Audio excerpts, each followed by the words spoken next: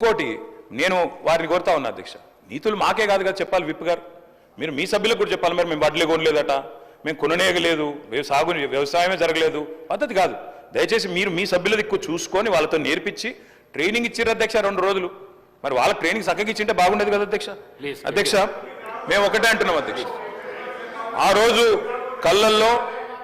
ఆ రోజు రైతు కళ్ళల్లో ధైర్యం లేదు. ఉమ్మడి ఆంధ్రప్రదేశ్లో తెలంగాణ ప్రాంతంలో కళ్ళంలో ధాన్యం లేదు. చిన్న రైతు పెద్ద రైతు అన్న తేడా లేదు అధ్యక్ష. 30-40 ఎకరాలు ఉన్న రైతు కూడా తెలంగాణలో, నేను చెప్పేది వాస్తవం కాకపోతే రేవంత్ రెడ్డిని అడగండి, ఎందుకంటే ఆయన మహబూబ్ నగర్ జిల్లా వలసల జిల్లాగా పేరుపడ్డ జిల్లా. ప్రతి సంవత్సరం 14 లక్షల మంది వలసపోయే జిల్లా అధ్యక్ష. కేటీఆర్ గారు సభానాయకుడు రేవంత్ రెడ్డి అని ఏకవచనంతో మాట్లాడకండి అధ్యక్ష. సభానాయకుడు గౌరవం అనేది గౌరవం ఇవ్వండి. రైట్, గౌరవం అనేది అధ్యక్ష, గౌరవం అనేది ఇచ్చి పుచ్చుకోవాలి అధ్యక్ష. ఇస్తాం, మేము కూడా ఇస్తాం. ఇవ్వకపోతే కేసీఆర్ గారిని ఇష్టం వచ్చినట్టు మాట్లాడితే మేము కూడా అట్లే మాట్లాడాల్సి వస్తుంది అధ్యక్ష. దానికి మేమేం చేయలేం అధ్యక్ష. 20-30 నేనేం తిట్టలేదు కదా అధ్యక్ష, నేనేమన్నా అధ్యక్ష పేరు పెట్టి పిలిచిన అంతే కదా. అదే ఏకవచనంతో పిలవకండి మీరు చాలా అధ్యక్ష. ఓకే రైట్ అధ్యక్ష. మీకు చెప్పాల్సిన అధ్యక్ష 20-30 ఎకరాలు ఉన్న రైతులు కూడా పాలమూరు లాంటి జిల్లాలో 20-30-40 ఎకరాల రైతులు కూడా హైదరాబాద్కి వచ్చి కూలీ చేసుకునే పరిస్థితి అధ్యక్ష. ఇది వాస్తవం. ఎందుకంటే నీళ్లు లేవు, కరెంటు లేదు.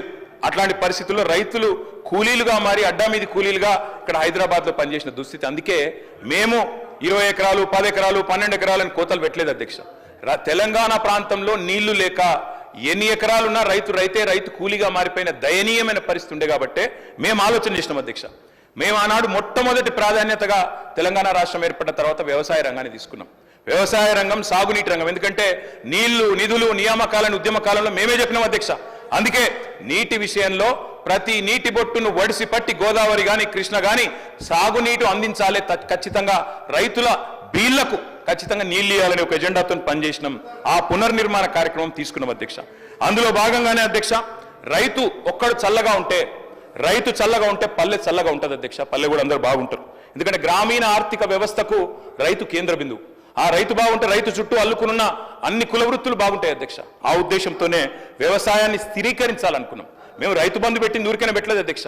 మా ఉద్దేశం వ్యవసాయ స్థిరీకరణ, వ్యవసాయ స్టెబిలైజేషన్, అగ్రికల్చర్ స్టెబిలైజేషన్. ఆ కార్యక్రమంలోనే చిన్న విప్లవాత్మకమైన కార్యక్రమాలు తీసుకున్నాం అధ్యక్ష. అందులో ముఖ్యమైనది అధ్యక్ష 24 గంటల నిరంతర విద్యుత్. తెలంగాణ వచ్చినాడు అధ్యక్ష, కరెంటు లేదు. తర్వాత మీరు చూసినట్టయితే ఆనాడు దాదాపు పొద్దున 3 గంటలు, రాత్రి 4 గంటల అధ్యక్ష కరెంటు. దొంగ రాత్రి, అర్ధరాత్రి వచ్చే కరెంటు కోసం కావలగాసే దుస్థితి. దాన్ని మార్చాలనుకున్నాం సమూలంగా. 24 గంటల నాణ్యమైన ఉచిత విద్యుత్ రైతులకు అందించిన ఒకే ఒక్క నాయకుడు భారతదేశంలో కేసీఆర్ గారు అధ్యక్ష. ఆ కార్యక్రమం చేసినాం. అదేవిధంగా